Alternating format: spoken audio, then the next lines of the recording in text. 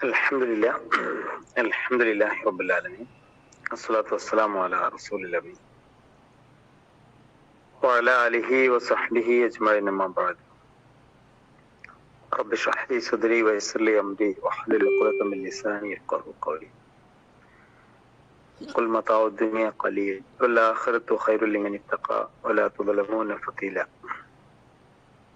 പ്രിയമുള്ള സഹോദരിമാരെ, സഹോദരന്മാരെ, സത്യവിശ്വാസികളെ, പടച്ചവൻ നമ്മയൊക്കെ അനുഗ്രഹിക്കുമാറാവട്ടെ.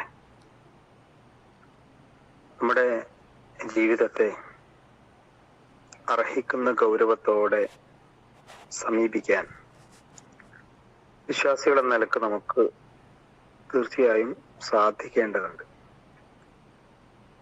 എല്ലാവരും ജീവിക്കുന്ന പോലെ ഒരു ജീവിതമല്ല സത്യവിശ്വാസിക്കുണ്ടാവേണ്ട ജീവിത കാഴ്ചപ്പാട്.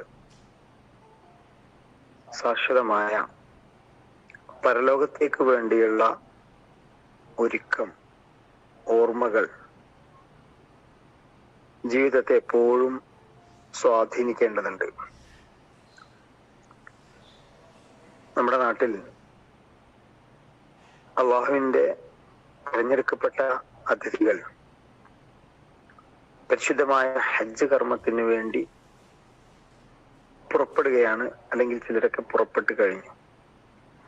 നമ്മുടെ ഹജ്ജ് യാത്രയപ്പുകൾ നടത്താറുണ്ട്, ഹജ്ജിനെ കുറിച്ച് ധാരാളമായി സംസാരിക്കാറുണ്ട്. എന്തിനാണ് നാടും വീടും വിട്ട് ഒരുപാട് പണം ചെലവഴിച്ച്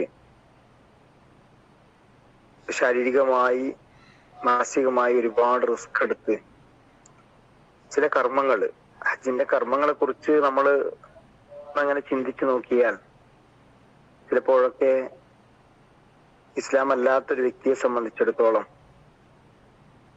അതൊരു വിഡ്ഢിത്തമായി, ഒരു ഭവനത്തിന് ചുറ്റും ഇങ്ങനെ കറങ്ങുക, ഒഴിഞ്ഞ സ്ഥലത്ത് പോയി മണ്ണിൽ കിടന്നുറങ്ങുക, പിശാചി സ്തൂപത്തിന് കല്ലെറിയുക, പിന്നെ അവിടുന്ന് മറ്റൊരു സ്ഥലത്തേക്ക് നടക്കുക, അങ്ങനെ കുറെ നടത്തവും കറക്കവും ഓട്ടവും ഒക്കെയായി ലക്ഷക്കണക്കിന് ആളുകൾ ചെയ്യുന്ന ഒരു ബുദ്ധിക്ക് യോജിക്കാൻ കഴിയാത്ത ചില കർമ്മങ്ങൾ എന്നൊരു പക്ഷേ അവർക്ക് വിമർശിച്ചേക്കാം, അവർ വിമർശിക്കാൻ തുനിഞ്ഞേക്കാം. പക്ഷെ ഹജ്ജിന്റെ ആത്മാവ് മനസ്സിലാകുമ്പോഴാണ്, ഹജ്ജിന്റെ കർമ്മങ്ങളുടെ പൊരുള് അറിയുമ്പോഴാണ് ഈ കർമ്മങ്ങളുടെ മഹത്വം നമുക്ക് ബോധ്യപ്പെടാം.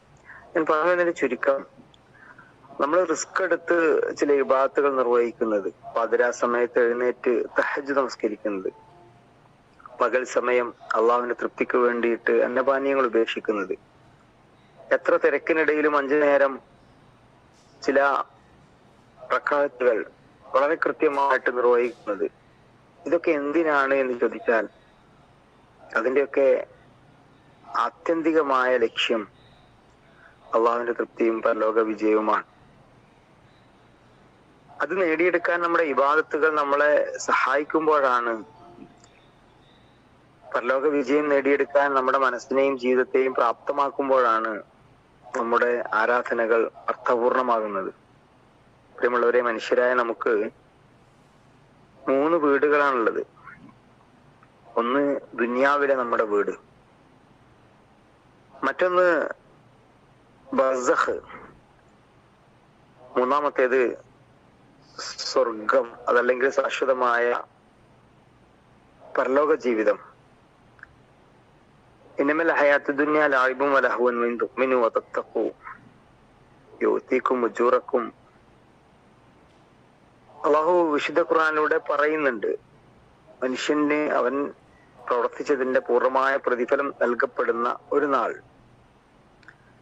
ഇവിടെ ഒരൊറ്റ കാര്യം മാത്രമാണ് എന്നെയും നിങ്ങളെയും ആമുഖത്തിൽ ചില കാര്യങ്ങൾ ബോധ്യപ്പെടുത്തി ഓർമ്മപ്പെടുത്താൻ ആഗ്രഹിക്കുന്നത്. നമ്മൾ ജീവിക്കുന്നത്, നമ്മൾ പ്രവർത്തിക്കുന്നത്, നമ്മൾ പ്രാർത്ഥിക്കുന്നത്, നമ്മൾ സ്വപ്നം കാണുന്നത്, നമ്മൾ ആലോചിക്കുന്നതെല്ലാം പരലോകത്തേക്ക് വേണ്ടിയിട്ടാവണം.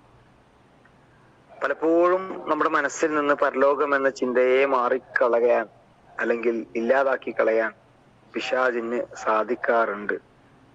റസൂലുള്ളാഹി സ്വല്ലല്ലാഹു അലൈഹി വസല്ലം എന്റെ ചുമലിൽ പിടിച്ചുകൊണ്ട് പറഞ്ഞു എന്ന് അബ്ദുല്ലാഹിബ്നു ഉമർ റളിയല്ലാഹു അൻഹു നൽകുന്നുണ്ട്. അഖ്ബറ റസൂലുള്ളാഹി സ്വല്ലല്ലാഹു അലൈഹി വസല്ലം ബിമൻഖബി ഫഖാല ഖുൽ ഫി ദുനിയ കഅന്നക ഗരീബുൻ ഔ ഗാബിറു സബീൽ. ഈ ഒരു യാഥാർത്ഥ്യം നമ്മൾ മറന്നു പോകരുത്. നീ ദുനിയാവിൽ ഒരു വിദേശിയെ പോലെ അല്ലെങ്കിൽ ഒരു വഴിയാത്രക്കാരനെ പോലെ പോവുക. വിദേശിയായ ഒരാൾ അല്ലെങ്കിൽ വഴിയാത്രക്കാരനായ ഒരാള് അയാൾ ചെന്നെത്തുന്ന സ്ഥലം അത് തന്നെയാണ് എന്റെ ജീവിതം എന്ന മനസ്സോട് കൂടിയിട്ട് അവിടെ അധ്വാനിക്കുകയോ അവിടെ തന്റെ എല്ലാം ചിലവഴിക്കുകയോ ചെയ്യാറില്ല. അദ്ദേഹത്തിന് ലക്ഷ്യമുണ്ട്. ആ ലക്ഷ്യത്തിന് വേണ്ടിയിട്ടാണ് അദ്ദേഹത്തിന്റെ യാത്ര. പ്രിയമുള്ളവരെ, നമ്മുടെ ജീവിത ലക്ഷ്യം പരലോക വിജയമാകണം. ദുനിയാവിലെ കുറച്ച് കഷ്ടപ്പാടുകളും പ്രയാസങ്ങളും ഒക്കെ പടച്ചോൻ തീരുമാനിച്ചതാ. അതൊക്കെ അതിന്റെ വഴിക്ക് വരും, അതൊക്കെ അതിന്റെ വഴിക്ക് പോകും.